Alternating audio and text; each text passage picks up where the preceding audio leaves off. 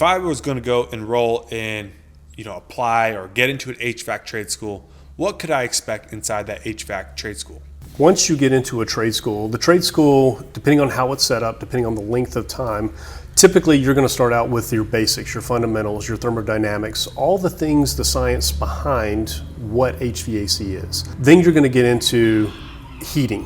So the heating could encompass gas furnaces, oil-fired furnaces, boiler systems, and kind of a little bit of everything and anything dealing with heating, along with electrical heat strips. Really quick, before we get into this is a 7-part series that I sat down with Eric Grubbs, who is a professional, a trainer in the HVAC industry, has been in the HVAC industry for 20 plus years. Inside this series, we are going to go over everything from starting at ground zero with no experience to landing your first job in the HVAC world. So if you want to get started and build a career in the HVAC industry, these videos are for you. So stay tuned. Let's hop into it. All right, Eric. So I've realized that HVAC is the industry for me, and I decide I'm going to go one of the traditional routes, which is going into trade school. If I was going to go enroll in, apply or get into an HVAC trade school, what could I expect inside that HVAC trade school? Perfect question, Austin, because everybody wants to know what they're going to learn in a trade school. So like we talked about in the last episode about getting into a trade school being the traditional way. Once you get into a trade school, the trade school, depending on how it's set up, depending on the length of time, typically you're going to start out with your basics, your fundamentals, your thermodynamics, all the things, the science behind what HVAC is. Then you're going to get into heating. So the heating could encompass gas furnaces, oil-fired furnaces, boiler systems, and kind of a little bit of everything and anything dealing with heating, along with electrical heat strips. Then when they usually move into refrigeration. So we get into AC systems, heat pump systems, chiller systems, refrigeration systems. So your small, little, tiny refrigeration units that they use in supermarkets to cool those freezers, walk-in freezers, and then also your reaching cabinets. So you're going to get a lot of that kind of thrown at you while in trade school for refrigeration. Then you're going to also talk about ductwork and how to build ductwork. They're going to kind of go through that, whether it's hands-on demonstration or whether it's just the theory of how they do it. One of the trade schools that I worked at, we actually had them go through and they actually had to make ductwork. Piping is going to be another one, whether you're dealing with copper piping or you're dealing with black iron piping, and learning how to thread pipe, cut pipe, measure pipe, fabricate some type of piping system. So those are usually your exercises and things that you're going to learn in trade school, along with controls. We got to have a way to be able to control any of our heating and cooling systems. So usually they have a segment that they're going to go over just on controls. Okay, and let's say inside of that trade school, we've talked about this, I've talked about this in the podcast we did previously. We talked about the certifications, EPA and NATE, and these certifications. Will you get those inside of trade school, or what kind of certifications could you expect to get inside of an HVAC trade school that is going to help you, when it comes time to finding an employer and getting hired on at an HVAC company? So the first thing is that every trade school that I have seen, every single program, to include in small programs that I do for other manufacturers and different companies, is that we offer the EPA certification. So EPA, you got to have EPA to be able to handle any refrigerant. So without an EPA certification, it's going to be almost impossible to be an HVAC tech, considering that we deal with refrigerant all the time. So they always ensure that you get an EPA certification. And again, depending on how the school is set up, there's 3 different types of EPA certification. You have a type 1, which is your small refrigeration type systems. You got a type 2, which is typically the size of your residential type applications and light commercial. And then you have a type 3, which encompasses chiller systems, so very, very large refrigeration systems. And if you get all 3, type 1, 2, and 3, then you'll get what they call a universal EPA certification. And universal is the goal of what type of certification that you want to walk away with, because it encompasses, you can do anything. You can switch from residential, you can go to refrigeration, or you can go industrial commercial.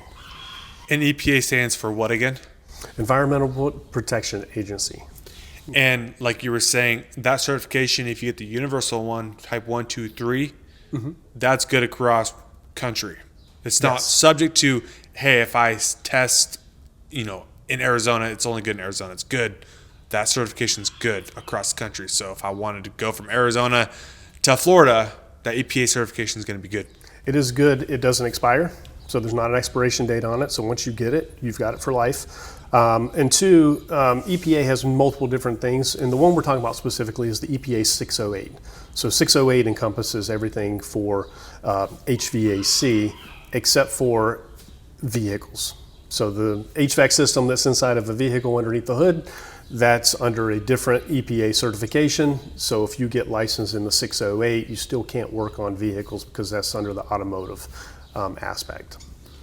Okay, cool. So, and I know that you did not go through an HVAC tech union apprenticeship program, but I could imagine, and you'd probably agree, that you're going to be learning the same things, but it's over a course of 4 to 5 years, and you're going to have on-the-job training where you're going to be actually working with these things in real life, probably on an actual, real building facility somewhere that's being constructed. And of course, you're going to have in-class training. Because I am a journeyman lineman, I went through a union apprenticeship. I'm pretty familiar with that's how things are operated across the board for most trades.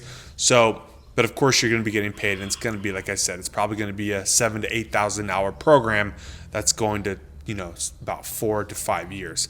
So, with that being said, is there anything outside, like if you didn't go traditional way, like a trade school, would you or could you or do you look into getting an EPA certification? And we didn't touch on the NATE certification or other certifications, but let's say I'm like, hey, you know what, I don't really have the time, or I don't know how much trade schools cost nowadays to go. Is there a way that I can I get my EPA on my own, night classes or something like that to get it, so then maybe I could be more of an applicable applicant to an HVAC company?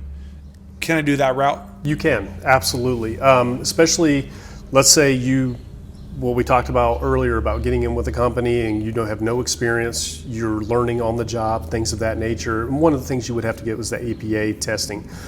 Most of the parts houses, almost anywhere you go, actually offers the testing for that. They usually have some type of proctor to where you can get the study material and then you can test out that way. So that again is another option. Manufacturers is another option. So almost every manufacturer that I'm aware of has some type of program to where they will allow you to take that test and they'll proctor that exam. There is a cost to it, of course, just like with anything else. But that is another way that you can get those certifications. Okay, and let's briefly touch on the NATE certification. Yes.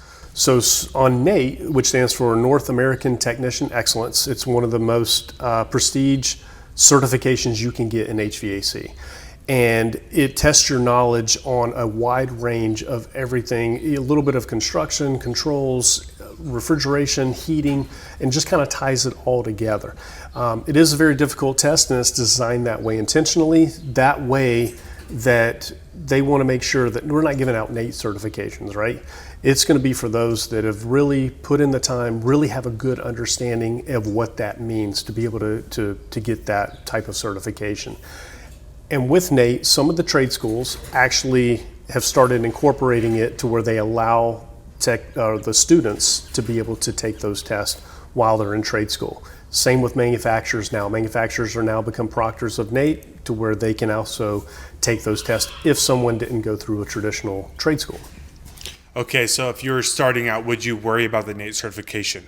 Starting out, I would not worry too much about the NATE certification. If you do go the traditional route, go to a trade school, I would highly recommend at least taking that opportunity to take it. That way it gives you a good idea of how the NATE test is put together. So that way, later on in your career, I would say at least about 2 years into your career, if your company requires the NATE certification, that you would be better prepared to take it. Even if your company doesn't require it, you never know where your career path is going to go, and it's always better to have that certification. One thing about the NATE certification, unlike the EPA certification, EPA, once you get it, you've got it for life. NATE certification, once you get it, you've got to do continuing education credits to be able to maintain your NATE certification. So that means you need to get at least 16 semester hours every single 2-year period to be able to maintain your NATE accreditation. Okay, so that NATE certification is something that is going to give you maybe some sort of prestige, I guess, right? Because it is seems to be a difficult certification to maybe get and to maintain and have. It would be like, for me, if I had my NCCCO crane certification or some certifications I have in the lineman trade, I have to get them every 2 years or I have to continue education to keep them up. So but that's also gives me a sort of a prestige to employers. They say, oh, look, Austin has XYZ certification. That would be nice to have him as an employee at our company because that's something we're looking for. Okay, so next up, we will go over once you get done with trade school and you don't know where to go, you got to find an employer, actually getting hired. Okay, this is going to be, something that's going to be important, right? For those of you who are seeking an HVAC career, okay, I'm done with trade school, or hey, I actually want to get hired on at the HVAC. What do I do now?